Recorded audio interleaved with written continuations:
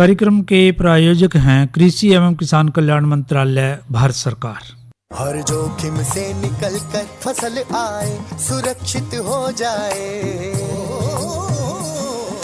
फसल बीमा से हर किसान अब आत्मनिर्भर हो जाए। संकट के समय प्रधानमंत्री फसल बीमा योजना किसानों के लिए वरदान है। अब सूखा पड़े या बाढ़ आ जाए कोई डर नहीं।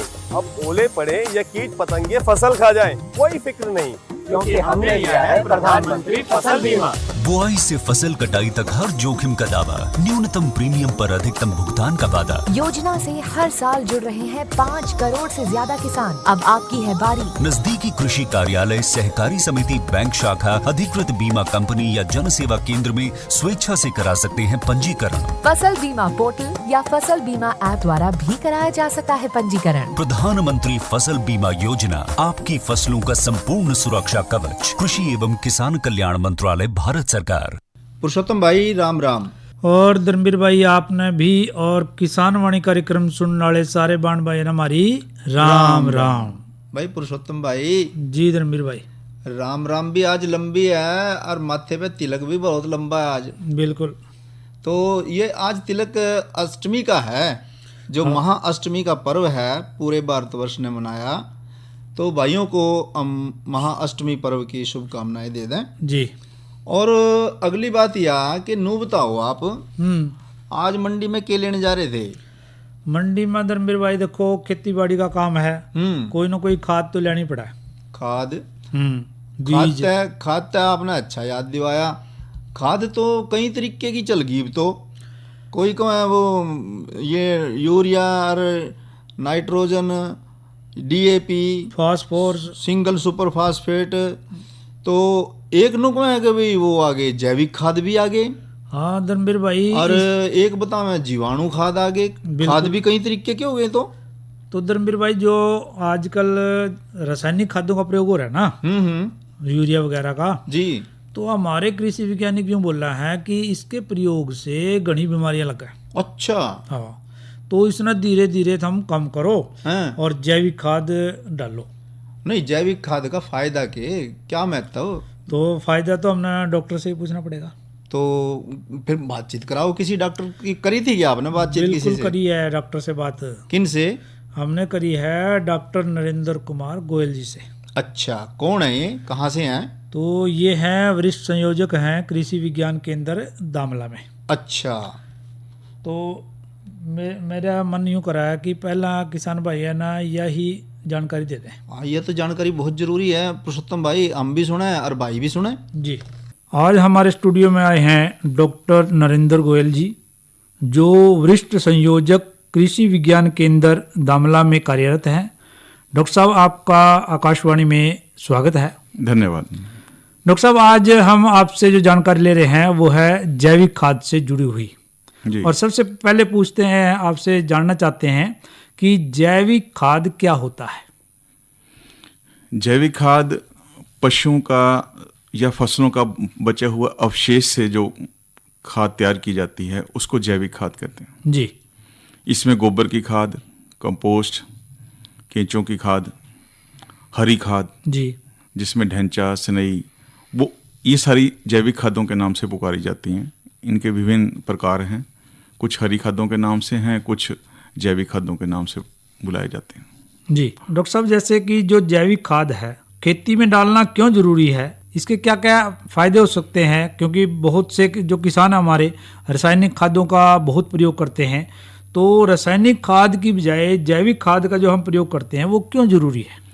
रासायनिक खाद लगातार प्रयोग करने से हमारी जमीन की उपजाऊ शक्ति काफ़ी कम हो गई है जी। पूरे हरियाणा में ही अगर देखा जाए तो जैविक अंश की मात्रा कम होती जा रही है जी जी। जमीन में जैविक अंश एक जमीन की प्राण शक्ति है जी। जितना ज़्यादा जैविक अंश जमीन में होगा उतनी ही ज़्यादा भूमि की उपजाऊ शक्ति होगी। लेकिन हमारी यहाँ जमीनों में हरियाणा में जैविक अंश की मात्रा 4% से भी काफी कम हो गई है। यानी काफी कम हो गई है। अगर 1% हो जाता है या 0.75 से % से ज्यादा हो जी, तो हमारी जमीनें ज्यादा देर तक, लंबे समय तक उत्पादन दे सकती हैं।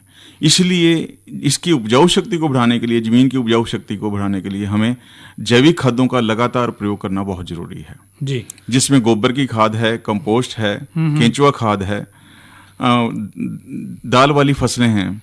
इनके लगाने से हमारे वायुमंडल से नाइट्रोजन की मात्रा भी मिलेगी और जमीन में जैविक अंश की मात्रा बढ़ने से, हमारी जैविक अंश की मात्रा बढ़ने से भूमि की उपजाऊ शक्ति भी प्रभाव पड़ेगा और हमारे को रासायनिक खादों का प्रयोग कम करना पड़ेगा। आने वाले टाइम में धीरे धीरे हम रासायनिक खादों का प्रयोग कम कर सकते हैं, जैविक खादों का प्रयोग हम लगातार करते रहें तो रासायनिक खाद का प्रयोग किसान भाई खूब करते हैं और रासायनिक खाद के प्रयोग से उनको लगता भी है कि फसल खूब होगी, और जैसे ही वो जैविक खाद की तरफ मुड़ते हैं तो किसान भाइयों की भी ऐसी एक अवधारणा है कि जैसे हम जैविक खाद की तरफ मुड़ते हैं या जैविक खाद का प्रयोग करते हैं तो उतनी उपज हम नहीं ले पाते जितनी कि हमने रासायनिक खाद के प्रयोग से ली। ठीक है सर, ये बिल्कुल सही बात है कि अगर हम जैविक खेती की बात करें जी, जहाँ सिर्फ जैविक खादों का ही प्रयोग करके फसलों को उगाया जाता है तो वहां पर फसल का उत्पादन इतनी जल्दी नहीं बढ़ पाता जी। रासायनिक खादों से अगर हम लगातार प्रयोग करते हैं तो हमारे से उत्पादन एकदम बढ़ता है और उसका हमारा फसल पर असर भी बड़ी जल्दी दिखाई देता है। जैविक खादों का जो प्रयोग है वो लंबे समय तक असर देता है, लेकिन उसका प्रभाव धीरे धीरे जमीन के अंदर प्रभाव देता है। धीरे धीरे पोषक तत्वों की मात्रा बड़ी कम होने के कारण पौधों को उपलब्ध होते हैं, इसलिए हमारे को एकदम ज्यादा पैदावार नहीं मिल पाती। जो भी जैविक खेती करेगा, जैविक खेती में रासायनिक खादों का कोई प्रयोग नहीं होता, उसके अंदर फिर उत्पादन जो है वो बड़ी कम मात्रा में मिलता है।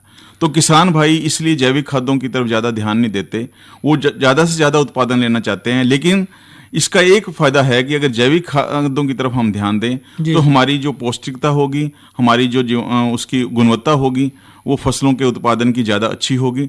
रासायनिक खादों से हमारा वातावरण में प्रदूषण भी बढ़ रहा है और जो हम फल, अनाज, सब्जी खा रहे हैं वो भी दूषित होते जा रहे हैं, क्योंकि हम किसान भाई ज्यादातर जमीन के अंदर यूरिया का प्रयोग ज्यादा कर रहे हैं। फास्फोरस, पोटाश, जिंक, इन तत्वों का कम प्रयोग करते हैं, जिससे हमारा पानी भी दूषित हो रहा है, हवा भी दूषित हो रही है और फसलों में कीड़े बीमारियों की समस्या भी बढ़ रही है। तो डॉक्टर साहब, जैविक खाद जो है वो किस तरह से तैयार की जाती है, फिर उसका प्रयोग जो है किसान भाई कैसे करे, और या ऐसा भी हो सकता है क्या कि वो कुछ जैविक खाद का प्रयोग कर ले और साथ में रासायनिक खाद का प्रयोग कर ले, ऐसी भी स्थिति बन सकती है? हाँ सर, ऐसा हो सकता है कि अगर किसान भाई चाहें तो अपने जैसे गोबर की खाद का ही है जी, गोबर की खाद वैसे तो 1 साल तक भी बाहर पड़ी रहती है तो गलती नहीं है। अगर उसको गोबर की खाद को वो किसी गड्ढे में दबा दे या उसको काली पॉलीथीन से ढक दे और उसके अंदर थोड़ी सी यूरिया, डीएपी, सुपर की मात्रा या जिप्सम वगैरह का प्रयोग कर लें तो वो एक अच्छी पौष्टिक 2-3 महीने में खाद तैयार हो सकती है। अदरवाइज अगर वो ढकेंगे नहीं तो वो सारा पोषक तत्व जमीन में बारिश के साथ घुल के चला जाता है या आकाश में वो वायु मंडल में अमोनिया गैस बन के उड़ जाता है, तो उससे उसकी उपजाऊ जो पोषक तत्वों की मात्रा है और भी कम हो जाती है, उसकी गुणवत्ता काफी कम हो जाती है। इसलिए इसको ढकना बड़ा जरूरी है और इसके अंदर सुपर का प्रयोग करना, जिप्सम का प्रयोग करना, बाकी यूरिया का प्रयोग करना, ताकि एक जल्दी गल भी जाए। अगर जल्दी गलेगा नहीं तो ये पौधों में, जमीन में डालने का इसका लाभ नहीं मिल पाता, क्योंकि जब तक हमारी हम इसको जैविक अंश और नाइट्रोजन की मात्रा बोलते हैं, जब तक वो 16:1 की मात्रा ना हो तो इसमें जमीन में डालने का इनका लाभ नहीं होता। जितना भी खाद किसान भाई प्रयोग करते हैं वो कच्चा गोबर ही खेत में डाल देते हैं, जिससे दीमक की समस्या भी आती है, कीड़े बीमारियों की, और साथ साथ खरपतवारों की समस्या भी बढ़ जाती है और जमीन को कोई विशेष लाभ नहीं मिलता। और उससे हमारा जमीन में पड़ी हुई नाइट्रोजन है, जीवाणु उसको गलाने के लिए प्रयोग कर लेते हैं और फसल पीली भी हो जाती है जी। इसलिए हमेशा अच्छा गड़ा सड़ा तैयार ही गोबर खाद या जैविक खाद को प्रयोग करना चाहिए। जैसे आपने पॉलीथीन की बात की है, तो और गड्ढे की यदि प्रयोग किया जाए, गड्ढे का, तो उसको किस तरह से तैयार करते हैं खाद को? सर गड्ढे में आप मतलब एक लेयर जैसे 6 इंच की एक लेयर जैविक खादों की डाल दें जी। कोई भी फसल अवशेष का है, उसके बाद हल्की सी मिट्टी डाल दें, या इसके अंदर आप जीवाणु खाद का भी प्रयोग कर सकते हो, एजोटोबैक्टर, फास्फोटिका का, और इसमें थोड़ा सा सुपर डाल दें, यूरिया डाल दें, और फिर एक तय उसकी जैविक खादों की डाल दें। धीरे धीरे करते इसको ऊपर से अच्छी तरह बंद कर दें, तो ये इसको अच्छी तरह मिट्टी से लीप के सील कर दें, तो हमारी उसमें डिकम्पोजिशन प्रोसेस है बड़ी जल्दी फास्ट हो जाएगा, और हमारी जो जैविक खाद है वो कम समय में अच्छी खाद तैयार कर सकते हैं। तो जो आज की स्थिति देखें कि आप कह रहे हैं कि आज हम देखते भी हैं कि जो हमारा किसान भाई है रासायनिक खादों का अंधाधुंध प्रयोग करता है जी, तो वो किस तरह से जैविक खाद की ओर मुड़ सकता है, ऐसा क्या किया जाए? इसका सब बहुत अच्छा तरीका है कि हमारे धान गेहूं फसल में तो ढैंचा हमारी एक ऐसी फसल है जी जो बहुत लाभदायक है।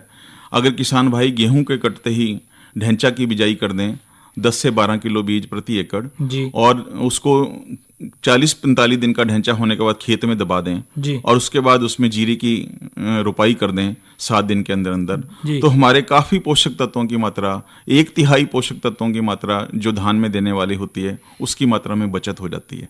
और ज़मीन के अंदर जैविक अंश की मात्रा बढ़ने से ज़मीन में हवा का संचार, पानी का संचार और जो पोषक तत्व पौधे को मिल नहीं पाते वो भी पौधे को मिलने शुरू हो जाते हैं। जमीन में काफ़ी सूक्ष्म पोषक तत्व हैं, जिंक, आयरन, मैग्नीज, कॉपर, वो भी नीचे की मात्रा में घुल के हमारी जमीन में पौधों को मिलने शुरू हो जाते हैं, जिससे हमारा उत्पादन भी बढ़ता है और हमें लंबे समय तक हमारा जमीन की जैविक शक्ति को भी बढ़ाया जा सकता है। और जमीन काफी अच्छी भुरभुरी काफी अच्छी भुरभुरी रहती है, क्योंकि रासायनिक खादों के प्रयोग से तो वो काफी सख्त जैसी जमीन आजकल देखने में मिलती है। बिल्कुल, ये सही आपकी बात है। तो एक सवाल और है डॉक्टर साहब की जो जैविक खाद है जिसकी हम बात कर रहे हैं और जीवाणु खाद है जी, इन दोनों में क्या अंतर नजर आता है आम किसान भाई को? सर जैविक खाद तो ये हैं जो आपका गोबर की खाद है, कंपोस्ट है, केंचुआ खाद है, जो फसलों के अवशेषों से तैयार किया जाता है। जी जी, इसको हम जैविक खाद बोलते हैं जी। जीवाणु खाद हैं ये लेबोरेटरी में जिंदा जीवाणुओं को कल्चर तैयार करके हम बैक्टीरिया को एक शीशी में बोतल में बंद कर देते हैं, जैसे दही का एक जाग लगाते हैं हम। जी जी जी। और दही जमाने के लिए 1 चम्मच बैक्टीरिया ही लेते हैं और पूरा दही हमारा रात में जम जाता है। उसी तरह ये जिंदा जीवाणुओं को हम फसलों में बीज उपचार करके बड़ी कम मात्रा में करोड़ों की संख्या में जीवाणु जमीन में पहुंचाते हैं और वो उसमें वहां जैविक क्रिया करके जमीन में अंदर और पौधों के उपजाऊ शक्ति, जीवाणु की शक्ति बढ़ाते हैं, पौधों की उपलब्ध मात्रा को बढ़ा देते हैं और उससे हमारी उत्पादन भी बढ़ता है और जमीन की जैविक अंश की मात्रा भी बढ़ती है। यानी कि दोनों खाद्यों का प्रयोग हमें करना ही चाहिए और तभी हमारा उत्पादन बढ़ेगा। तो जैविक खाद का प्रयोग और जीवाणु खाद का क्या साथ साथ हो सकता है? बिल्कुल साथ हो सकता है और इसका ये भी देखने में आया है कि अगर किसान भाई जैविक खादों का प्रयोग करते हैं तो जीवाणु खादों का लाभ है और भी ज्यादा अच्छा मिलता है। अगर एक किसान भाई सिर्फ गोबर का खाद प्रयोग कर रहा है लेकिन इसके साथ ही जीवाणु खाद का भी बीज फसलों में बीज उपचार या भूमि उपचार करके या जड़ उपचार करके जीवाणु खाद का प्रयोग करता है तो जीवाणु खाद उसमें और भी अच्छा लाभ देते हैं, क्योंकि उनको एक जैविक खाद के कारण अच्छा वातावरण तैयार मिल जाता है। जो लाभदायक वातावरण उनके लिए चाहिए, जीवाणुओं के लिए, वो एक अच्छा वातावरण तैयार होने के कारण उनकी जो कार्यशीलता है वो बढ़ जाती है और उनका उत्पादन में बढ़ोतरी ज्यादा मात्रा में होती है। तो जीवाणु खाद कैसे उपलब्ध करवा सकता है किसान या तैयार कर सकता है? सर जीवाणु खाद तो यहाँ पर या तो हरियाणा कृषि विश्वविद्यालय हिसार के सूक्ष्मजीवी विभाग में उपलब्ध वहां से ला सकता है, वहां से भी उपलब्ध हैं और इफ्को और क्रिप्को के सेंटर्स पे भी अब आजकल ये उपलब्ध होने लगे हैं। NPK कंसोर्टियम के नाम से वो 3 तरह के जीवाणु और बड़ा सस्ता है जी। गेहूं के अंदर सिर्फ 80 रुपए में हम एक आधा लीटर लेके बीज उपचार कर सकते हैं 1 एकड़ के लिए। 40 किलो बीज के लिए सिर्फ हमारे को आधा लीटर जीवाणु खाद चाहिए और हमारा वहाँ 40 रुपए के खर्चे से हम बीज उपचार कर सकते हैं गेहूं में और इसका मतलब कम से कम 10 से 15% पैदावार में बढ़ोतरी मिलती है जीवाणु खाद के प्रयोग यानी कि जीवाणु खाद का विशेषतः प्रयोग हम बीज उपचार के समय बहुत अच्छा इसका लाभ मिलता है। तो एक सवाल और साथ में हमारे को आ रहा है समझ में कि जो खादों का संतुलित प्रयोग है वो किसान भाई कैसे करे, क्योंकि किसान भाई अक्सर देखने में आता है कि देखा देखी खादों का प्रयोग करता है। जी सर। तो उसमें अपने खेत के हिसाब से वो संतुलित खादों का प्रयोग कैसे कर सकता है? सर सबसे पहले खादों का संतुलित प्रयोग करने के लिए जरूरत है कि वो अपनी सबसे पहले मिट्टी की जांच कराएं।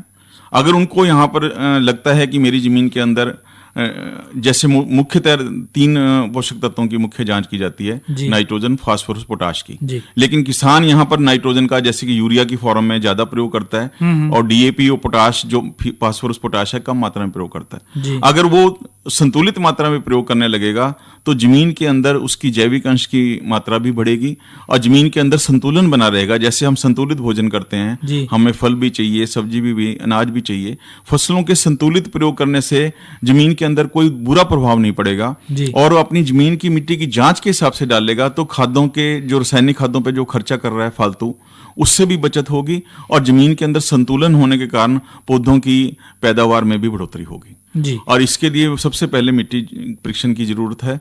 मिट्टी की जांच कराए, पानी की जांच भी करा सकता है। 10 रुपये मिट्टी की जांच के सैंपल के लिए जाते हैं जी। और कृषि विभाग तो ये मुफ्त प्रयोगशाला में सुविधा प्रदान कर रहा है। हरियाणा कृषि विश्वविद्यालय में ये 10 रुपये से मिट्टी की जांच करवा सकता है किसान। मिट्टी और पानी की जांच, इसका अर्थ है कि अति आवश्यक है। जी सर। और आम तौर पे ऐसा कई किसान भाई हैं जो मिट्टी की जांच भी नहीं करवाई, पानी की जांच भी नहीं करवाई, तो आप क्या कहोगे भी संतुलित खाद्यों में आमतौर पे 1 एकड़ में रासायनिक खाद कितनी होनी चाहिए या फास्फोरस या दूसरी खादें आमतौर पे सामान्य तौर से कितनी प्रयोग करनी चाहिए? देखो, आम तौर पर चाहे धान की फसल है या गेहूं की फसल है जी, कि कम से कम उसको 1 बैग डीएपी का, 1 कट्टा पोटाश का 1 एकड़ में, 1 एकड़ में और 1 जिंक की थैली 5 किलो की, इसका प्रयोग जरूर करना चाहिए। और यूरिया के सिर्फ 2 ही बैग डालें, 2 बैग गेहूं के अंदर। जी, पहले पानी पे 1 बैग और दूसरे पानी पे, इससे ज्यादा प्रयोग ना करें। किसान भाई ये गेहूं में तो ज्यादा असंतुलन प्रयोग नहीं करते, लेकिन धान के अंदर बहुत ज्यादा असंतुलित प्रयोग करते हैं, यूरिया का बहुत ज्यादा प्रयोग करते हैं।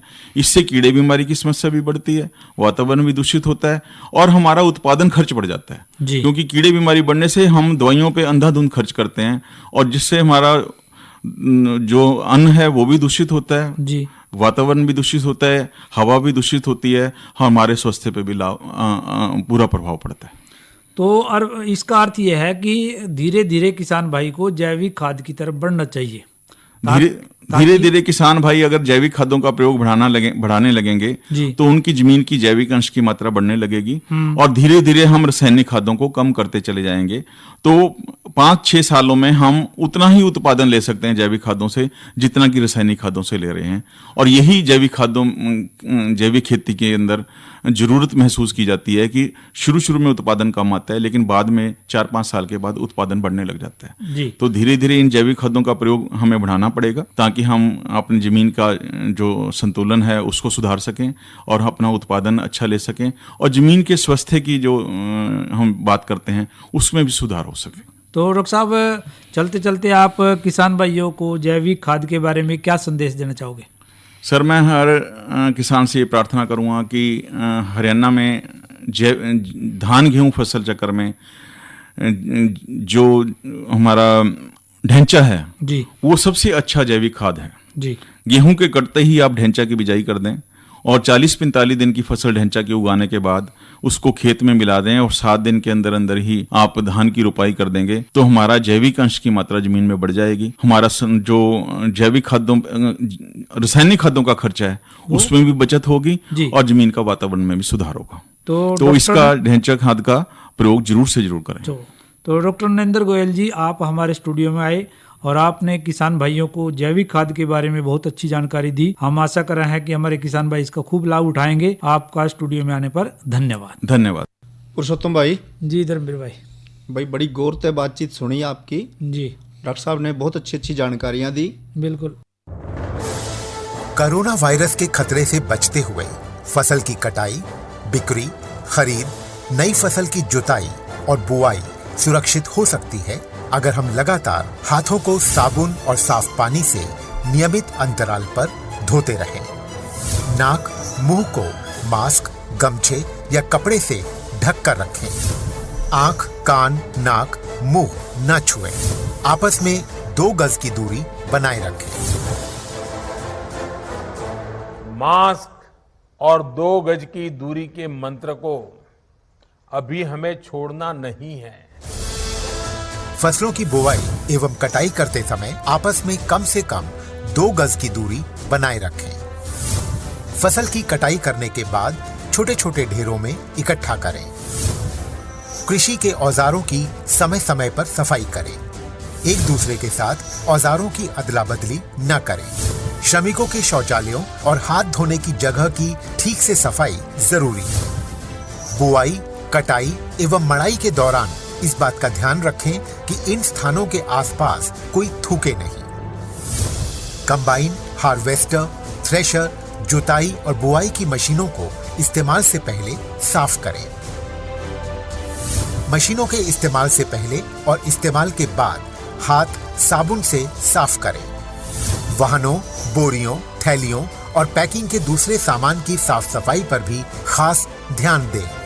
खरीद केंद्र पर आने से पहले किसानों एवं श्रमिकों की जांच। खरीद केंद्रों पर भीड़ न लगाएं एवं किसानों को बारी बारी से बुलाएं। गोदामों पर खरीदी हुई फसल को लेने में शीघ्रता करें ताकि किसानों एवं श्रमिकों को रुकना ना पड़े। कोरोना के खतरे से बचाव और अधिक जानकारी के लिए आरोग्य सेतु ऐप डाउनलोड करें। देश में खाद्य सुरक्षा के ये सिपाही भोजन की निरंतर उपलब्धता को सुनिश्चित करते हैं। किसान स्वस्थ रहें तभी हम कोरोना वायरस से जीत पाएंगे, आगे बढ़ पाएंगे। किसान सबल, देश प्रबल।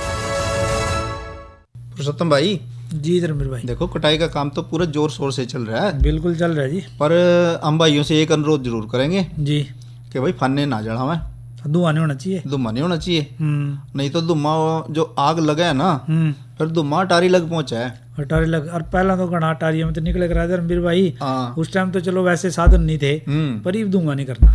इब धुआं नहीं करना। पहला जमाना था धुआं भी फायदा करे करा था जी, पर इब ये धुआं नुकसान करे जी। एक भाई ने राग नहीं सुनवा दे, सुनवा दो।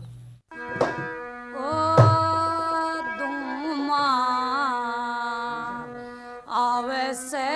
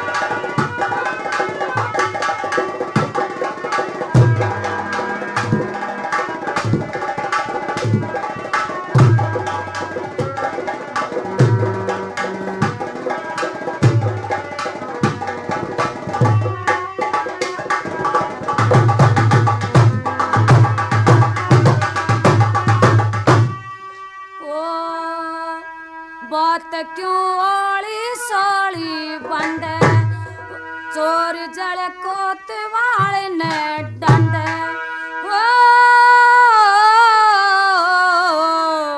चोर जल कोतवाल ने डंडे तू हांडे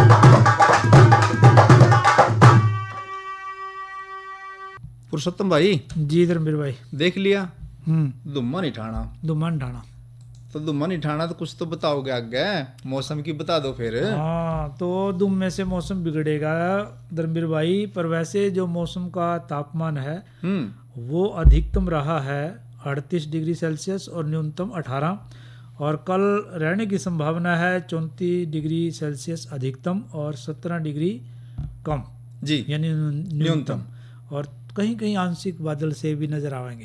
पुरुषोत्तम भाई फिर एक काम और कर दो जी।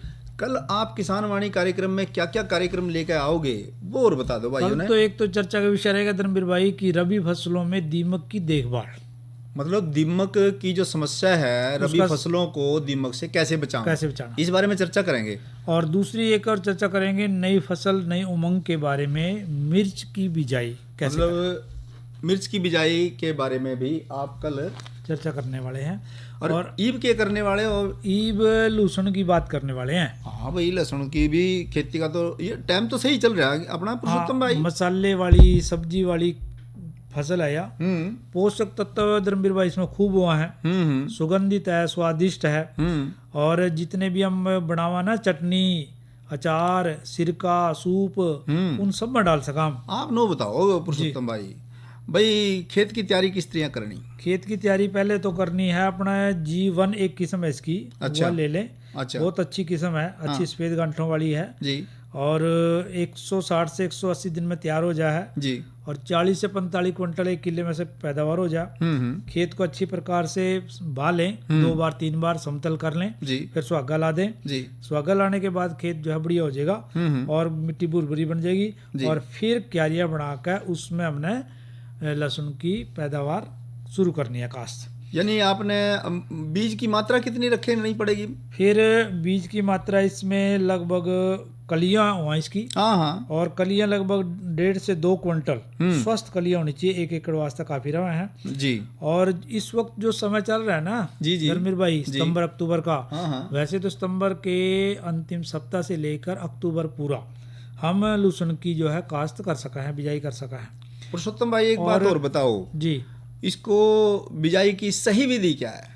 बिजाई के समय धर्मवीर भाई हमने कतारों की दूरी 15 सेंटीमीटर रखनी है जी, 15 सेंटीमीटर, हाँ हाँ, और कतारों से जो कलियां की दूरी बात करी हमने, हाँ हाँ, कलियां हुआ इसकी तो 8 से 10 सेंटीमीटर रख सका है। यानी कि एक लहसुन की जो पोथी है या उसकी जो एक कली है, कली से कली की दूरी तो 8 से 10 सेंटीमीटर की रख लें जी, और लाइन से लाइन का फासला 15 सेंटीमीटर का रख लें। और गहराई जो है ना धर्मवीर भाई जी, वो ज्यादा नहीं रखनी, 5 या 6 सेंटीमीटर रखनी गहराई अच्छा जी, कलियों की जी, और कलियों का जो इसका नकुल्ला जो भाग है, कलियां जब लगावांगे गार्डन उसमें जी, तो नकुल्ला भाग ऊपर की तरफ रहना चाहिए और फिर उसने अच्छी प्रकार से बिजाई करके मिट्टी से ढक दें। तो जब ये इतना काम कर दें तो इसमें नु तो बताओ खाद की भी तो जरूरत पड़ती होगी। खाद की तो धर्मवीर हर फसल में पड़ा है। जब हम हाँ, खेत तैयार आप बता रहे थे करेंगे, एक तो धर्मवीर भाई खेत तैयार करेंगे तो गोबर की खाद डाल दें, लगभग 20 टन गोबर की खाद और 16 किलोग्राम नाइट्रोजन, 20 किलोग्राम फास्फोरस और 10 किलोग्राम पोटास एक किले के हिसाब से डाल दें जी, और हल्की फुल्की सिंचाई कर दें और कोई भी खरपतवार हो तो उसकी नलाई गुडाई से उससे ना निकाल दें। 2-3 बार नलाई गुडाई करने से सारे ये जो हमारी फसल है वो बढ़िया हो जाएगी और हम जो लहसुन की अच्छी काश्त जो है पैदावार ले सकेंगे। अरे अरे अरे क्या कर रहा है? इधर इधर इधर हम बोल रहे हैं तेरे बीजू का। उतला बोल रहा है? पक्षियों से तो हम खेत को बचा लेते हैं पर इन घातक रसायनों से कैसे बचाएं? मतलब? देख बेटा, तू जो ये अंधाधुंध रसायन मिलाता है ना, मिट्टी की सेहत बिगड़ने लगी है और जब माटी ही कमजोर पड़ जाएगी तो उपज कैसे सेहतमंद होगी? अरे पहले ऐसा नहीं था, पूछना अपने बड़े बुजुर्गों से कैसे फसल लहलहाती थी, शुद्धता झलकती थी। हाँ, माटी भी तंदुरुस्त और लोग भी। अरे अब पहली वाली बात कहाँ? पर अब तो सब यही डाले हैं। सब नहीं, आज भी लाखों जागरूक किसान परंपरागत विधि से फसल उगा रहे हैं, खर्चा कम और उपज की कीमत भी बेहतर पा रहे हैं। सच है? रे बेटे, एक्सपीरियंस से बता रहे हैं, धूप में बाल सफेद नहीं किए हैं। हाँ। ठीक है भाई, मैं भी आज से जैविक खेती शुरू करूंगा। माटी से प्रेम की परंपरा है, परंपरागत खेती। तो पुरुषोत्तम भाई जी धर्मवीर अब भाई, किसान वाणी कार्यक्रम का समय है समाप्त। लेवा भाई से इजाजत। अच्छा भाइयों, राम राम। इस कार्यक्रम के प्रायोजक थे कृषि एवं किसान कल्याण मंत्रालय, भारत सरकार।